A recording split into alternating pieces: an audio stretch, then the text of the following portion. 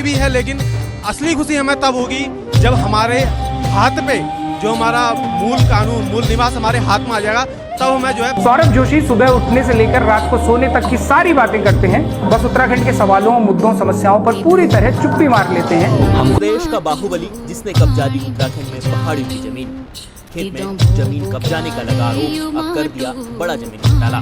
राजधानी देहरादून में आज राज्य आंदोलनकारी और दूसरे संगठन को भू कानून और मूल निवास को लेकर के प्रदर्शन चल रहा है। भू कानून ऐसा मुद्दा जो आजकल चारों तरफ छा रहा है, लेकिन आधे से ज्यादा लोगों को शायद इसके बारे में पता भी नहीं है कि भू कानून क्या है।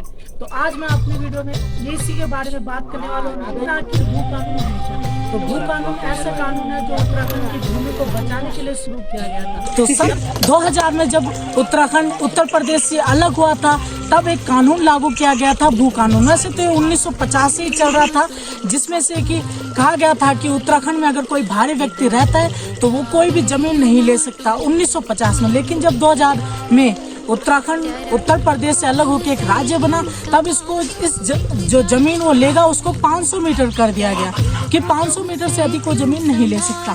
लेकिन 2017 में उस वक्त के मुख्यमंत्री त्रिवेंद्र सिंह रावत जी ने क्या किया कि जो हमारे जो बाहरी व्यक्ति उत्तराखंड में रह रहा है वो जितनी मर्जी चाहे उतनी मर्जी जमीन ले सकता है उत्तराखंड में। उन्होंने ये कह दिया और इस भू कानून को पूरा ही खारिज कर दिया गया। फिर 2018 के दिन तत्कालीन प्रदेश सरकार ZALR एक्ट में अमेंडमेंट यानी संशोधन के लिए एक विधेयक लेकर आई।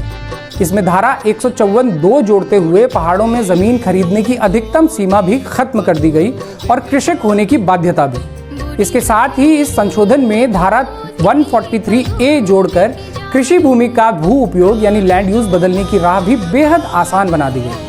जिसके कारण आज क्या हो रहा है, आज का युवा लोग जो हैं, जैसे कि हम सभी लोग, वो बेरोजगार हो रहे हैं। उत्तराखंड में उनको कुछ मिल नहीं रहा और उत्तराखंड से ज्यादा बाहरी लोग रह रहे हैं। जिस डंपी के खिलाफ आरोप है कि फर्जी दस्तावेज बनाकर उसने 28 एकड़ जमीन अपने नाम करवा ली। इस जमीन पर रिजॉर्ट बनाए और जमीन पर कब्जा भी किया। जिस जमीन पर कब्जा किया गया उसे उसने बेच भी दिया।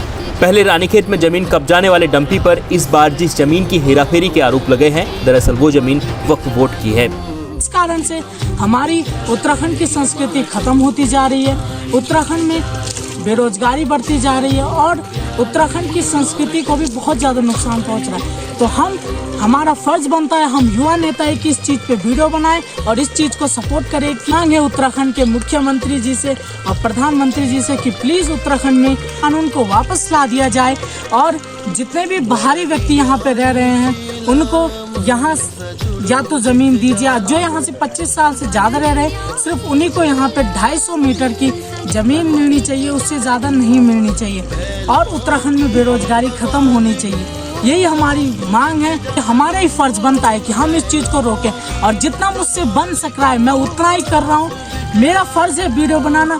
मैं आप लोगों को भी कह रहा हूँ कि आप भी वीडियो बनाइए और टैग करिए उत्तराखंड के मुख्यमंत्री जी को, कहिए कि भू कानून 1950 हमें वापस चाहिए, वापस लाइए, क्योंकि तभी हमारी उत्तराखंड की संस्कृति वापस बचेगी। जैसे कि मैंने अभी 12th पास किए तो मुझे अभी शायद से नौकरियों का उतना एहसास नहीं है, लेकिन जो बाकी मुझसे बड़े लोग जो नौकरियों की तलाश में उत्तराखंड में, उनको शायद नौकरियां भी नहीं मिल रही है। ऐसी हालत हो रही है उत्तराखंड की, उनको शायद से बाहर जाना पड़ रहा है और बाहर के लोग यहाँ आ रहे हैं और वही यहाँ पे कब्जा कर रहे हैं। ऐसे ही एक घटना हुई थी ऋषिकेश में। ऋषिकेश में क्या हुआ कि एक परिवार जो है, हमारे उत्तराखंड की संस्कृति है मन्नार की, जिसमें हम देवताओं को नचाते हैं, वही वो मना रहे थे। उन्हीं के बगल में, उनके पड़ोस में कोई बाहरी व्यक्ति जिसको शायद इस कानून, इस संस्कृति से फर्क भी नहीं पड़ता, वो रह रहे थे। तो उन्होंने क्या कर दिया, उन पे केस कर दिया कि आप हमारा शोर शराबा करके हमारा डिस्टर्ब करा रहे हो। युवा है, आने वाला भविष्य है हम, अगर हम अपनी संस्कृति को नहीं बचाएंगे तो कौन बचाएगा। तो नीचे साइड में दिल्ली साइड, क्योंकि यहाँ ना कोई एजुकेशन है नहीं कुछ है। 12th कर लेते हैं मेरे साथ के यहाँ और दोस्त भी है जिन्हें 12th कर लिया है। ये ना कोई जॉब कर सकते हैं नॉर्मली अपने खाली टाइम में, जैसे कि नीचे साइड थोड़े जॉब की सुविधा है। यहाँ बड़े बड़े मेरे पापा मम्मी खुद यहाँ पे जा चुके हैं, ना यहाँ जॉब है नहीं कुछ है। स्कूल यहाँ 1 से 2-3 किलोमीटर दूर, वो भी इंटर बस। आसपास के क्षेत्र में देखो 6 किलोमीटर दूर एक कॉलेज है, ना उसकी मान्यता है ना कुछ है।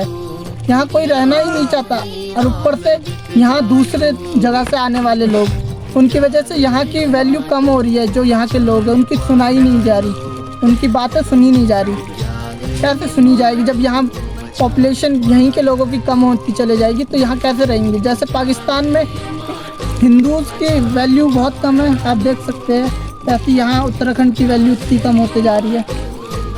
आप यहाँ पे जैसे बड़ी बड़ी स्टेट है जहाँ नॉर्मल जॉब भी है, वो भी बाहर के लोग आके ले रहे हैं। कोई कहीं से आ रहा है, बिहार से, यूपी से, वो ज़्यादातर यहाँ आ रहे हैं। और जो वैसे भी रिच आदमी ऐसी जगह ही देखते हैं जहाँ उनको सुकून मिले, और इधर के नेचर से उन्हें कोई मतलब भी नहीं है। जहाँ उन्हें मतलब पड़ेगा वहीं पैसा लगाएंगे।